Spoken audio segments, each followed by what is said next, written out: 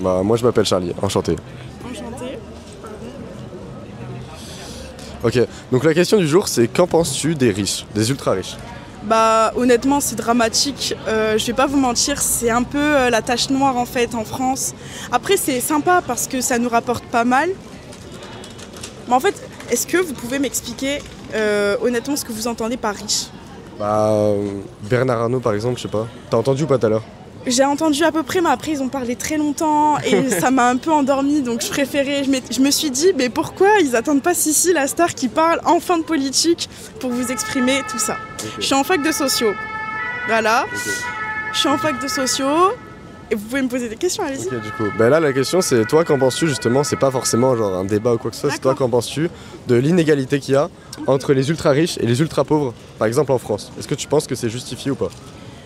Honnêtement, c'est pas justifié. Après, c'est justifié pourquoi? Si tu regardes d'un point de vue sociologique, désolé, ça revient toujours, bah forcément, il va y avoir plein de facteurs qui font que forcément, il va y avoir des inégalités. Tu regardes à l'école, par exemple, que tu sois riche ou que tu ne sois pas riche, quand tu es à l'école, c'est censé être un lieu où il n'y a pas d'inégalité, où il y a de la parité, etc. Sauf que quand tu regardes, c'est là où l'école vient creuser ces inégalités. Et c'est pour ça que tu as des ultra riches et des super... voilà, c'est exactement ça. Ok, tu penses que c'est justifié?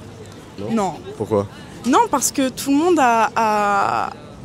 Ça dépend en fait d'un point de vue. Si tu as envie de créer tes propres entreprises, de te lancer de rien du tout, franchement, et que tu deviens riche, là c'est justifié, tu vois. Après, j'ai peur de dire des dingueries. On t'écoute, t'inquiète, c'est intéressant, franchement, vas-y. Je sais pas. Franchement, j'ai du mal à dire si c'est justifié ou pas. C'est très délicat, c'est très délicat. Ok, tu penses que du coup l'argent devrait être réparti, l'argent des riches par exemple devrait être réparti plus sur les pauvres ou pas? Ah oui, mais honnêtement, ce serait l'idéal. Tu sais que c'est déjà le cas. Que l'argent des pauvres? Oui. Non, l'argent des riches justement est réparti sur l'argent des pauvres. Bah pas totalement. Bah, tu connais ou pas un peu par exemple les impôts sur les sociétés? Oui, sauf que les impôts, enfin dans les sociétés en tout cas, ça revient pas directement aux pauvres. Non, mais il y a eu des aides justement. Par exemple le RSA, le chômage, c'est-à-dire qu'en soi, en France, c'est quand même pas mal d'aides pour que n'importe qui puisse trouver un travail. Bien sûr, après ça ne suffit pas, ça ne suffit pas. Moi je suis étudiante par exemple. Ouais. Après ma situation elle est un peu particulière. Si vous voulez, moi j'ai fait plusieurs familles d'accueil, j'ai de famille d'accueil en famille d'accueil. Toi tu viens d'où à la base? Moi je viens de Carcassonne. Ah ouais? C'est comme Tristan, tu vois. Ok.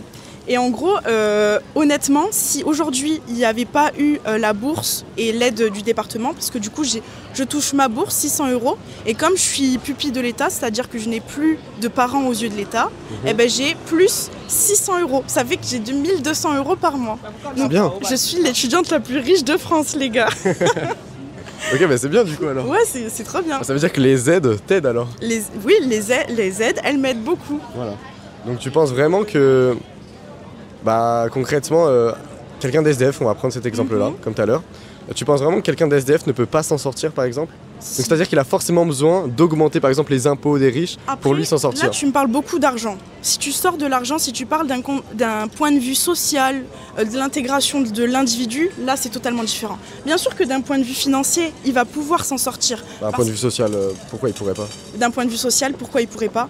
Parce que c'est difficile de s'intégrer quand on vient de la rue, parce que c'est difficile, parce qu'on n'a pas forcément tous les codes, parce qu'il y a des normes et des valeurs qui sont intégrées et que c'est difficile en tant que SDF de se retrouver dans un monde du travail alors que tu as vécu toute ta vie dans un espace plutôt en marge, tu vois. Ok, mais en étant honnête concrètement, tu penses, en étant honnête, hein, tu penses concrètement que si quelqu'un a vraiment envie de s'en sortir, un SDF, il a vraiment envie de s'en sortir, d'avoir un petit taf de merde et gagner, je sais pas, 1500 € par mois, gagner le SMIC, tu penses que c'est possible si vraiment il a envie, ou alors tu penses que, je sais pas, ça se trouve, il peut pas, tu vois, si vraiment il a envie? Moi, j'arrive pas à comprendre votre... En fait, c'est la motivation de la personne. Bah oui, justement, s'il a envie, il s'en sort ou pas? S'il a envie, bien sûr qu'il va pouvoir y aller. Bon bah voilà.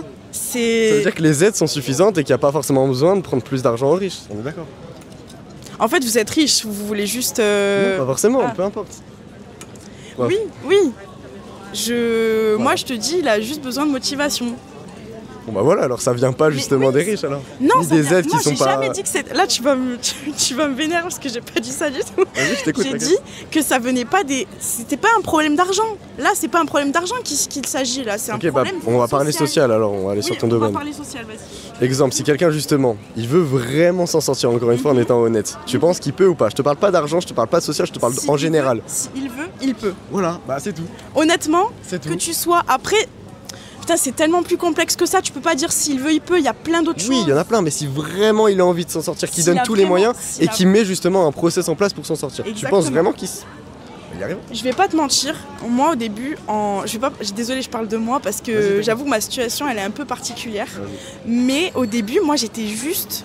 j'avais pas de parents, j'étais un peu seule, tu vois, et c'est difficile de s'intégrer quand t'as personne. Mais je suis quand même j'ai eu mon bac général, je suis partie en première année de sociologie parce que c'est ça qui me plaisait. Je suis plutôt conventionnelle, je suis pas en marge de la société. Pourtant, 90% ou 80% des enfants de la sociale à l'enfance aujourd'hui ils sont dans la rue. Pourquoi? Parce qu'ils n'ont pas eu d'aide. Peut-être ils ont eu une aide financière, c'est pas de souci. Mais par contre une aide sociale. Une aide sociale dans le sens où... Tu veux une rose? Non merci, j'ai pas l'étal. Ah, c'est pas grave.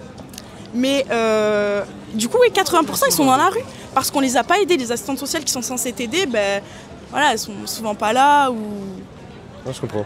Mais c'est pas. Donc quand même, tu vois, quand même ils peuvent trouver en vrai. Si même toi t'as eu envie de t'en sortir, oui, tu t'en es sorti. Vraiment, si vraiment ils veulent, ils peuvent. Et pourtant, on m'a foutu à la porte. Voilà, donc ça veut dire que tu vois, on peut s'en sortir. Et je suis au logement Crous, mais. Tu vois, ça veut dire